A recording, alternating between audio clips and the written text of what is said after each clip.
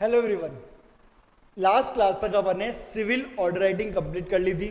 उसके अंदर हमने समझा था किस तरीके से आपका फॉर्मेट रहना चाहिए, और हमने लास्ट क्लास में ये भी देखा था सिविल ऑर्डर राइटिंग के अंदर टोटल 18 डिफरेंट पॉइंट्स निकल के आते हैं जो आपको याद रखने होते हैं, और 18 पॉइंट्स में से 15 पॉइंट्स वो थे जो आपको यहां पर ही रट के जाने, एग्जाम से पहले याद कर लेने। यानी कि आपने 2/3 से ज्यादा काम क्या कर दिया है, एग्जाम में जाने से पहले, वो ऑर्डर राइटिंग को देखने से पहले, क्वेश्चन देखने से पहले ही आप 50 to 60% काम कर चुके हो। तो ये कितनी अच्छी बात है। तो आप वो लोग, अगर आप इस प्रोसेस से चलोगे कि आपने वो पर्टिकुलर चीजें रट ली हैं, तो फिर आपके लिए ऑर्डर राइटिंग उतनी ज्यादा इजी हो जाएगी। वहीं पर अगर आपने वो काम नहीं किया तो फिर क्या होने वाला है, जब आप एक्चुअल में एग्जाम देने के लिए जाओगे तो वहां पर जब आप क्वेश्चन पढ़ोगे फिर आप चीजों को रिकॉल करोगे कि यार यहाँ पे क्या करना था, यहाँ पे ऐसा आएगा, अच्छा इसके बाद ये लाइन आनी चाहिए, उसके बाद वो लाइन आनी चाहिए। तो आप क्या करोगे, वहां पे बहुत ज्यादा होचपोच हो जाएगी, टेंशन और एंग्जाइटी के चक्कर में चीजें गलत कर दोगे और पेपर छोड़ के आ जाओगे, है ना। तो क्या करना है, जो चीजें आप रट सकते हो, जो चीजें मेमोराइज कर सकते हो, वो अभी से कर लो।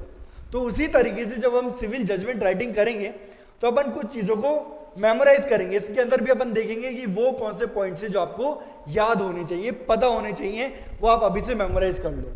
ठीक है, तो आज की क्लास के अंदर अपन दो चीजें करने वाले हैं। सबसे पहले एक अपन सैंपल जजमेंट राइटिंग का जो रॉ फॉर्मेट है उसे कवर करेंगे, उसके बाद एक पर्टिकुलर जजमेंट राइटिंग अपन कवर करेंगे, ताकि आपको चीजें समझ में आए कि किस तरीके से आपको यहां पर चीजें फिल आउट करनी होती है। ओके, देखिए यहां पर अगर अपन देखें, यहां पे शुरुआत हो रही है एज इट इज जैसे हमने ऑर्डर राइटिंग में की थी। ये सारी चीजें ऑर्डर राइटिंग में थी। In the court of civil जज जयपुर, ठीक है, presiding officer X, designation RJ civil, original suit number ये। अब ये क्योंकि सूट है, एप्लीकेशन होती तो आपको application number plus suit number दोनों लिखना होता, लेकिन ये सिर्फ क्या है, सूट है, जजमेंट दे रहे हो तो एप्लीकेशन नंबर नहीं होगा, सिर्फ क्या होगा, ओरिजिनल सूट नंबर। ओके, उसके बाद आपका यहां पे आएगा पार्टीज का नाम, ठीक है, फिर आएगा सूट 4, फिर आपका आएगा प्रेजेंस ऑफ एडवोकेट।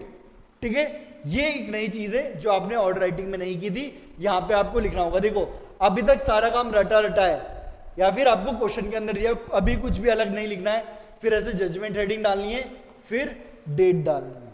ओके, फिर आएगी आपके ब्रीफ फैक्ट्स, ये लाइन एज इट इज रट लो।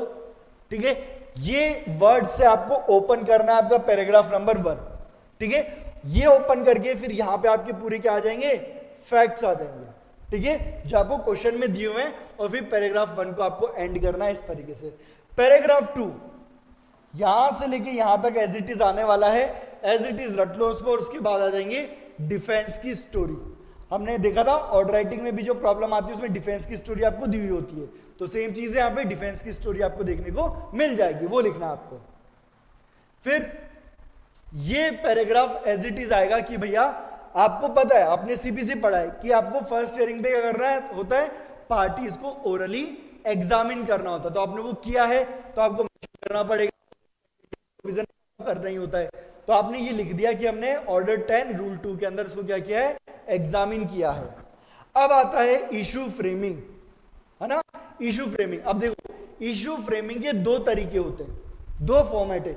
या तो आप ऐसे बनाओ टेबल, ठीक है, क्या कर सकते हो, या तो आप बना सकते हो ऐसे टेबल जिसके अंदर आपको सीरियल नंबर, इशू, उसके बाद ऑन हुम बर्डन ऑफ प्रूफ लाइज, इस तरीके से लिख सकते हो। लास्ट का जो आपका ये रहेगा वो तो क्या रहने वाला है, एक कॉमन रहने वाला है, ठीक है, कि रिलीफ देना है नहीं देना। या तो आप कर सकते हो ऐसे, या फिर दूसरा तरीका क्या है कि इसके बाद ऐसे नंबर डाल दो, फर्स्ट, सेकंड, ठीक है, और इशू लिख के उसके बाद आपको जैसे कुछ भी इशू लिख दिया,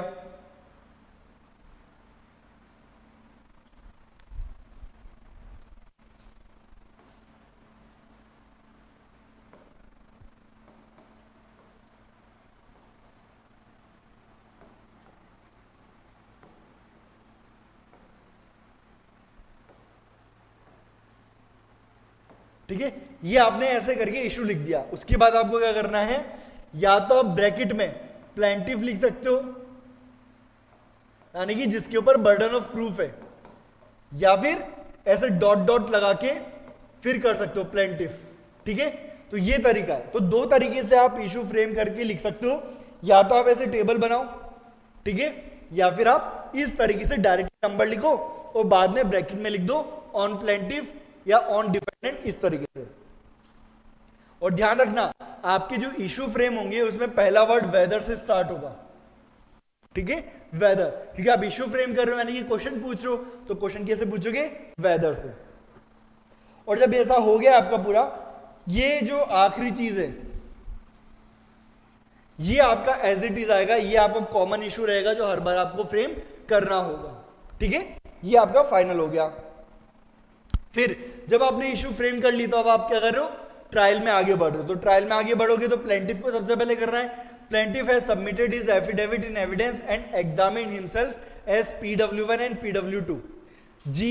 ये इन्होंने पूरा क्या, plaintiff witness 1, plaintiff witness 2, plaintiff witness 3 as attesting witness of agreement and produced exhibit 1, 2 as documentary evidence, ठीक है। तो ये पूरी कहानी लिखनी। देखो अगर आपने CPC एविडेंस एक्ट सही से पढ़ा है तो आपको पता होना चाहिए कि प्रोसीडिंग चलती कैसे।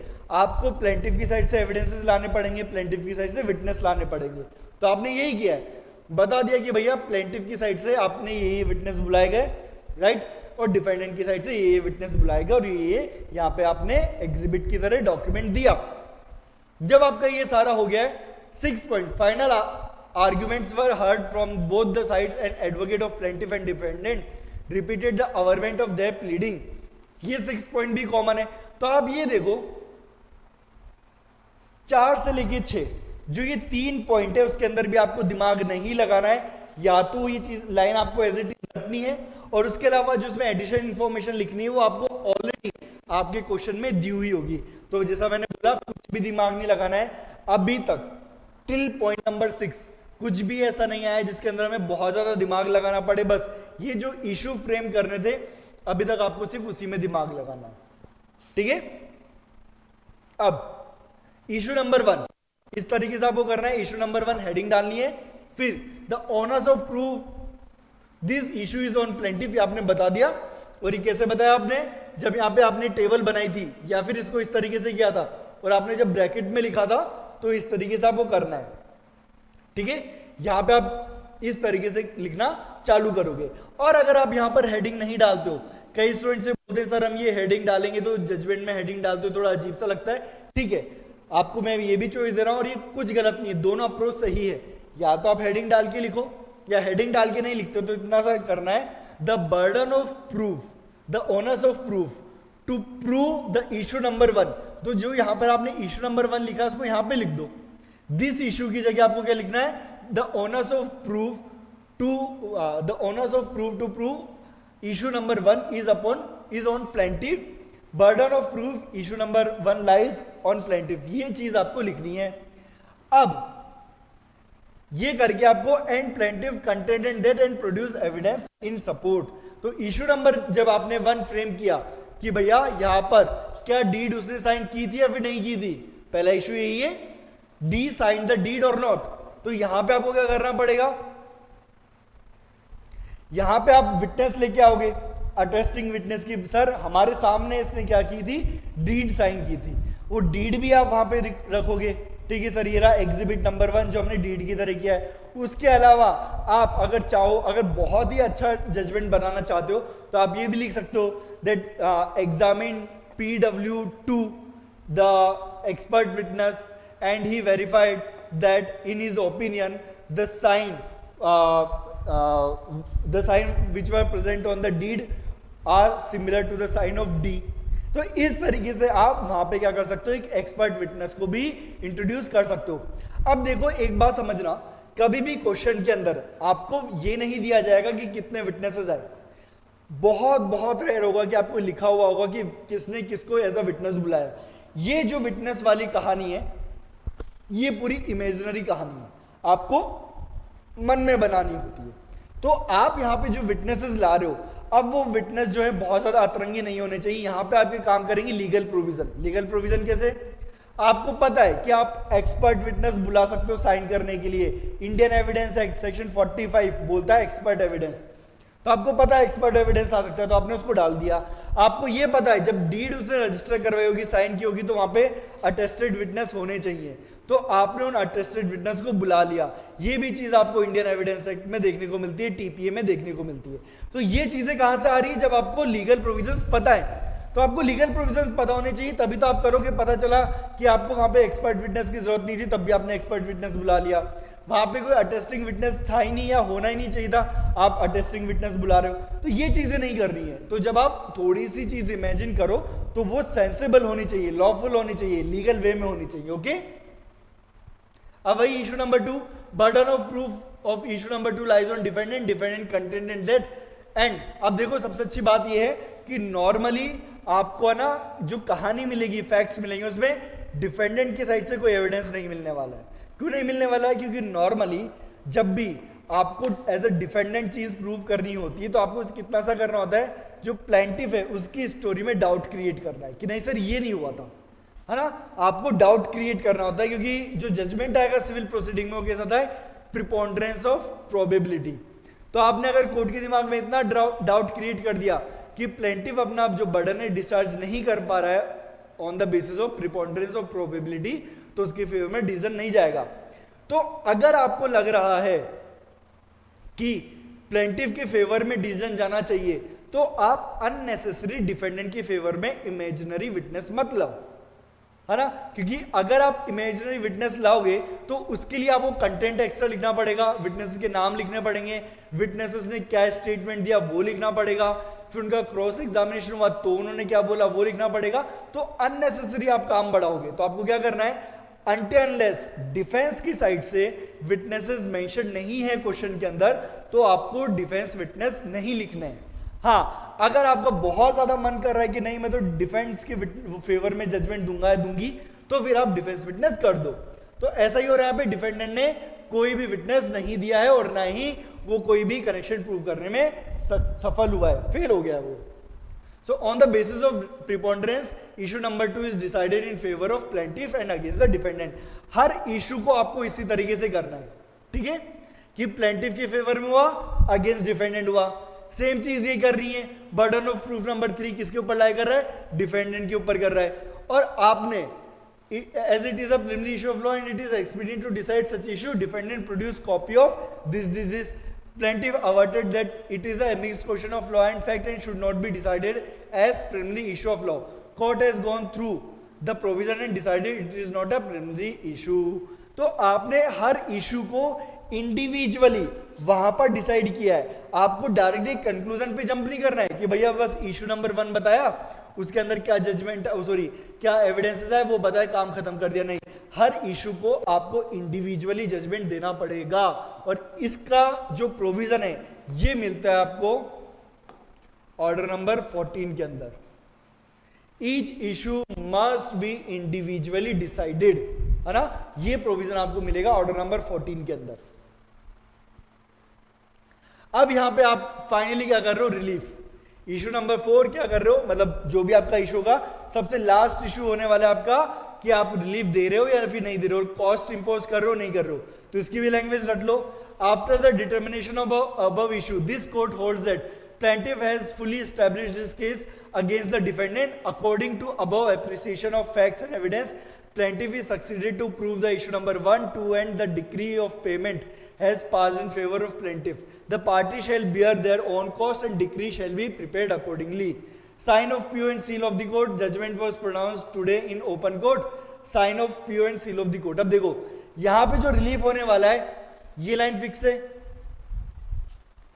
अब यहां पर अगर आप प्लेंटिफ के फेवर में दे रहे हो तो आपको कुछ नहीं करना है, एज इट इज डिसाइड करना है, एज इट इज लिख के आना है। लेकिन अगर यही चीज आप डिफेंडेंट के फेवर में कर रहे हो तो चीजें रिवर्स हो जाएगी। आपको क्या लिखना पड़ेगा? Plaintiff has failed to establish his case against the defendant according to above appreciation of facts and evidence. Plaintiff has failed to prove the issue number 1 and 2 and the issue number 1 and 2 and the decree. अब वहां पे तो decree pass होगी नहीं, है ना, हट जाएगा तो आपको लाइन हटा देनी है। फिर आपको लिखना है the party shall bear their own cost, ठीक है। और क्योंकि डिक्री वहां पे हुई नहीं है तो डिक्री शेल बी प्रिपेयर्ड, यहां पे आपको मिस कर देना है। हाँ, यहां पे क्या होगा, अगर जो डिफेंडेंट है उसने कोई काउंटर क्लेम किया था, उसने कुछ क्लेम किया था, तो उसमें डिक्री उसके फेवर में फॉल कर जाएगी।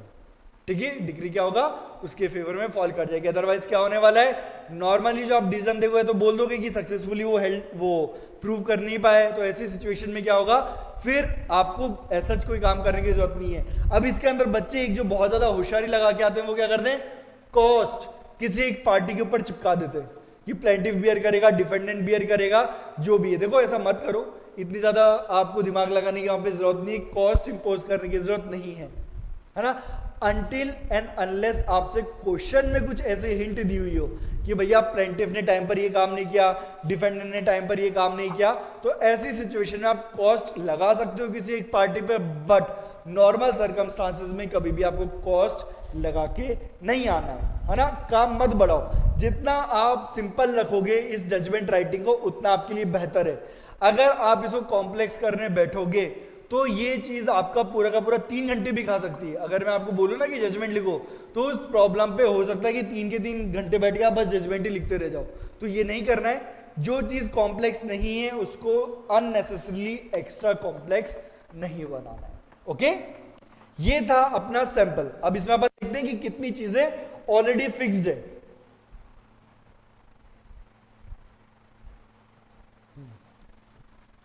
कल भी अपन ने ये देखा था 1 2 3 4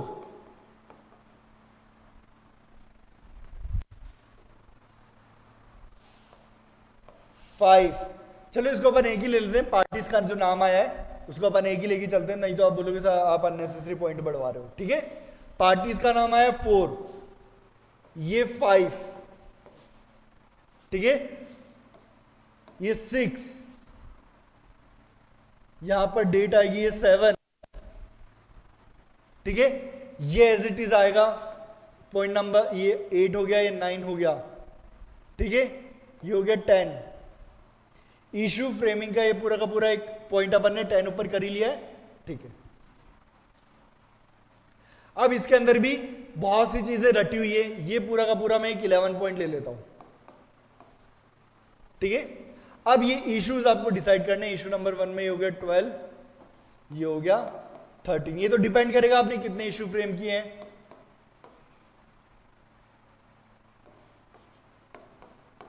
ठीक है, ये इशू पे डिपेंड करेगा।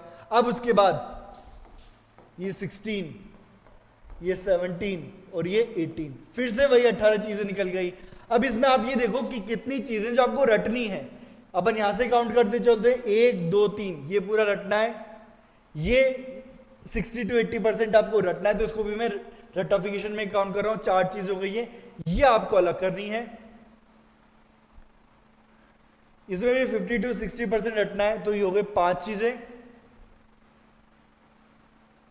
ये भी ऑलमोस्ट रटना है, 6 7 8 9 10 11 12 13 14, मतलब 18 में से 14 पॉइंट्स ऐसे हैं जो आपको सिर्फ क्या करने हैं, रटने हैं, है ना। क्या करना है, सिर्फ और सिर्फ रटना है। तो मुझे लगता है कि आपको अगर अपने जजमेंट राइटिंग को परफेक्ट बनाना है, इजी बनाना है, तो आप क्या कर सकते हो, इस अप्रोच के साथ चल सकते हो जो मैं आपको बता रहा हूं। एंड ट्रस्ट में अगर इस अप्रोच से चलोगे तो आपको बहुत बहुत बढ़िया नंबर मिलेंगे। इसमें आपको गड़बड़ नहीं करनी है, लैंग्वेज के अंदर गड़बड़ नहीं होनी चाहिए। जैसे मैंने बोला इशू फ्रेम होगा तो वेदर से स्टार्ट होगा, ठीक है। बर्डन ऑफ प्रूफ अगर आपको लिखना है तो वो चीजें लिखनी पड़ेगी कि इस इशू का बर्डन ऑफ प्रूफ किसके ऊपर जा रहा है, और जब वो इशू पूरा खत्म हो जाए तो लिखना पड़ेगा कि क्या वो बर्डन डिस्चार्ज किया गया फिर नहीं किया गया। ओके, तो ये आपका फॉर्मेट। अब अपन एक एग्जाम्पल भी देख लेते हैं, ये पूरी कहानी है।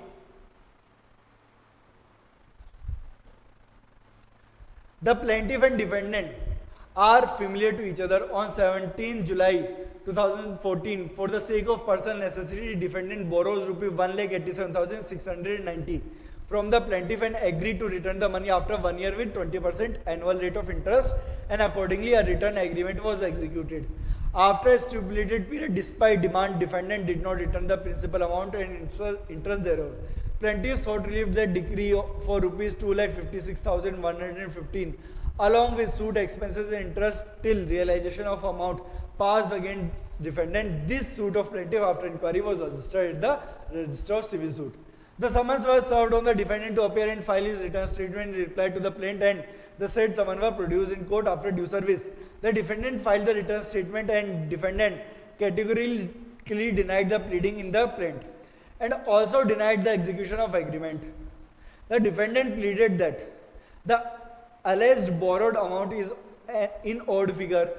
Ordinarily, amount is not borrowed in odd figure. This fact itself makes claim highly doubtful. It is also pleaded that the defendant constructed the plaintiff's house and payment of which is still due toward the plaintiff. The plaintiff does not want to pay the due amount. Therefore, he has filed false suit against him. He prayed to dismiss the suit with heavy cost.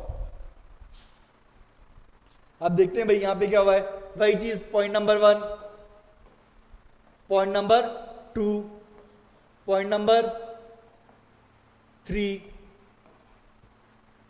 Point number 4 और point number 5. ठीक है. अब देखो यहां पे आपने court का नाम वो लिख दिया है सीनियर जज. देखो अब यहां पे आपको एक चीज ध्यान रखनी है, जो छोटी छोटी चीज आपको याद रखनी है. यहां पर आप ये देखो सिविल मैटर्स में जुरिडिक्शन कैसे डिसाइड होता है कि सूट का मैटर कितना है, सूट की वैल्यूएशन क्या है ना. ऐसा नहीं है कि जूनियर डिवीजन भी उतने ही अमाउंट का मैटर डिसाइड कर सकता है जितना सीनियर डिवीजन. तो आपको याद रखना पड़ेगा जूनियर डिवीजन है, सीनियर डिवीजन है. ठीक है. बाकी सब चल रहा है. उसके बाद आपका point number 6 as it is लिखना है. Point number 7 as it is लिखना है. अब देखो brief facts of case are as follows. ये आपने ब्रीफ फैक्ट्स लिख दिए. पॉइंट नंबर 8 हो गया है आपका. ये पॉइंट नंबर 9 हो गया. डिफेंडेंट की साइड से लिखना है. समन सर्व हो चुके हैं. ठीक है. और आप लैंग्वेज देखो आपको एज इट इज लिखनी है. As it is. इसके अंदर कुछ भी ऊपर नीचे नहीं होना चाहिए. अब इशू फ्रेम होंगे पॉइंट नंबर 10 के अंदर. और मैंने बोला था कि आप क्या कर सकते हो, या तो ऐसे पैराग्राफ बना ऐसे लिख सकते हो, या फिर आप क्या कर सकते हो, आप वो टेबल बना सकते हो. और अगर पैराग्राफ में लिखोगे तो आपको लिखना पड़ेगा कि ये बर्डन किसके ऊपर है, डिफेंडेंट. ठीक है. तो यहां पर 2 इशू फ्रेम किए गए. Whether plaintiff gave in credit 1,87,690 rupees to defendant for the sake of personal necessity of defendant, and defendant agreed to return the money after 1 year with 20% annual rate of interest, and accordingly a return agreement was executed between them, and plaintiff is entitled to recover 2,56,115 rupees from the defendant. दूसरा, whether plaintiff suit is liable to be dismissed due to being false and vexatious suit. ये ground raise किया था defendant ने. Okay? Issues have been explained to the parties. अब आप यहाँ पे क्या कर रहे हो, प्लेंटिफ की साइड से आप क्या कर रहे हो. देखो सबसे पहले प्लेंटिफ की साइड से आपने क्या किया, PW1 वो हिमसेल्फ आया और आपने रिटर्न एग्रीमेंट प्रोड्यूस कर दिया एज एग्जिबिट 1. ठीक है. बी आया, उसने DW1 यानी कि डिफेंस विटनेस 1 से कर दिया. ठीक है. ये affidavit of DW2 working man and also produce bills construction. ठीक है. यानी कि वर्किंग मैन कौन से, उसने जब बोला कि मैंने इसका घर बनाया था तो घर बनाने के लिए मजदूर भी तो लगे होंगे, तो ये उसने क्या किया, उस मजदूर को क्या कर दिया, यहाँ पे DW2 बना दिया. फिर उसने बिल्स ऑफ कंस्ट्रक्शन भी लगा दिए, एग्जिबिट A1, एग्जिबिट A15 से लेके एग्जिबिट A15. ये सारी चीजें आपको क्वेश्चन के अंदर दी हुई है. बहुत मामूली सी चीजें आपने बस क्या की है, इमेजिन की है. उसके बाद final arguments were heard from both the parties. इस तरीके से आपने ये लिख दिया. अब देखो वापस से, burden of proof of proving issue number 1 lies on plaintiff. या आपने बर्डन ऑफ प्रूफ 1 डिसाइड करना चालू कर दिया. Lies on plaintiff pursue the exhibit 1 return agreement produced by plaintiff on which signature of defendant as borrower. Defendant did not refuse regarding said signature, and no statement was made by defendant that the document exhibit 1 is forged. Defendant did not make request to the exhibit 1 to send forensic science laboratory. These circumstances shows that the reliability of document. Defendant neither make any claim of set off nor counter claim. Therefore, evidence produced by defendant is admitted. However, it does not prove the plaintiff's faults. Defendant pleaded in written statement as well as during trial that the amount given on credit is in odd number, which makes itself highly doubtful. The plaintiff Doubtful the case of plaintiff. The amount which given on credit is in odd number does not make plaintiff itself false. In the opinion of court, plaintiff firmly pleaded that defendant borrowed 1,87,690 rupees on 17 July 2014 and also produced documentary evidence, Exhibit 1 return agreement executed between plaintiff and defendant. Documentary evidence corroborates the oral evidence. In rebuttal, no reliable evidence produced by the defendant which disprove the case of plaintiff. ठीक है, अब यहां पे आप इस issue को decide करना चाह रहे हो और आपने एंड में डिसाइड कर दिया on the principle of preponderance of probability plaintiff proved issue number 1. So issue number 1 is decided in the favour of plaintiff and against the defendant. अब ये इशू नंबर 2 किसके ऊपर लाई कर रहा है? डिफेंडेंट के ऊपर लाई कर रहा है. ठीक है, defendant makes mayors a statement in return statement that defendant constructed the plaintiff house and payment of which is still due towards the plaintiff. Plaintiff does not want to pay the due amount. Therefore, plaintiff has filed false suit against defendant. Defendant B submitted his affidavit in evidence and repeated the government of return statement and also examined DW2 working man as a witness. And in form of documentary evidence ने सब कुछ लगा दिया. अब यहाँ पे आएगा in the opinion of the court defendant mere statement has no weight. अब देखो उसने यही तो बोला है कि भैया उसने कंस्ट्रक्शन करवाया था तो भैया करवा सकता है वो, लेकिन उसने ये कहाँ प्रूव किया कि उसका बकाया है, अभी अमाउंट बकाया है. Defendant failed to establish trustworthy evidence. Defendant neither make claim of set off nor counter claim. There is no reliable evidence produced by defendant which shows plaintiff claim is false. यानी कि आप जब ये claim कर रहे हो कि मैंने उसके घर का कंस्ट्रक्शन किया था तो किया होगा, ये मना नहीं है, लेकिन क्या आप ये प्रूव कर पाए हो कि कंस्ट्रक्शन का जो अमाउंट है वो ड्यू है अभी भी? क्योंकि अगर आपका अमाउंट ड्यू है तो ही तो आप रिकवर करोगे और आपने ना तो सेट ऑफ किया ना काउंटर क्लेम किया है, तो फिर ये कैसे प्रूव हुआ कि आपका अमाउंट ड्यू है और प्लेंटिफ को वो अमाउंट ना देना पड़े इसलिए ये फॉल्स सूट फाइल किया ना, तो इसलिए ये डिफेंडेंट के अगेंस्ट में गया. Final conclusion. As per aforesaid appreciation of facts and evidence issue number 1 and 2 are decided in favor of plaintiff. Therefore, it seems to proper to admit the claim of plaintiff and decreed the plaintiff suit that plaintiff is entitled to recover 2,56,115 rupees and also entitled of rupees 6% per annum till recovery of payment. Parties shall bear own cost. The decree shall be prepared accordingly. Sign and seal of court. Sign and seal of court. Judgment was pronounced on in open court. ये आपका judgement हो गया. अब आप लोग मुझे बताओ, जब आपने पूरा जजमेंट करा और ये पूरी महाभारत रामायण अपन ने पढ़ ली है, तो जब अपन ने रॉ स्ट्रक्चर जो पढ़ा था, आप लोग मुझे बताओ रॉ स्ट्रक्चर क्या 60% एरिया कवर कर रहा है आपके फाइनल जजमेंट राइटिंग का? बिल्कुल कर रहा है. तो मेरा क्वेश्चन यही है और एडवाइस यही है कि भैया जब 60% मटेरियल आपको रटना है ना, तो वो चीज आप क्यों नहीं कर दो? नहीं करोगे नहीं मिलेगा, मार्क्स बिल्कुल भी नहीं मिलेंगे. तो आपको क्या करना है, जो चीजें रट के मेमोराइज करके आप काम कर सकते हो तो वो क्यों नहीं कर रहे हो? बिल्कुल करना है ना. तो आज की क्लास में इतना ही. एक जजमेंट अपन ने कवर कर लिया, कल अपन कुछ जजमेंट्स और कवर करेंगे और अपना सिविल जजमेंट राइटिंग कंप्लीट हो जाएगा. Okay, so that's all for today. हम मिलते हैं नई क्लास में एक नए जजमेंट के साथ.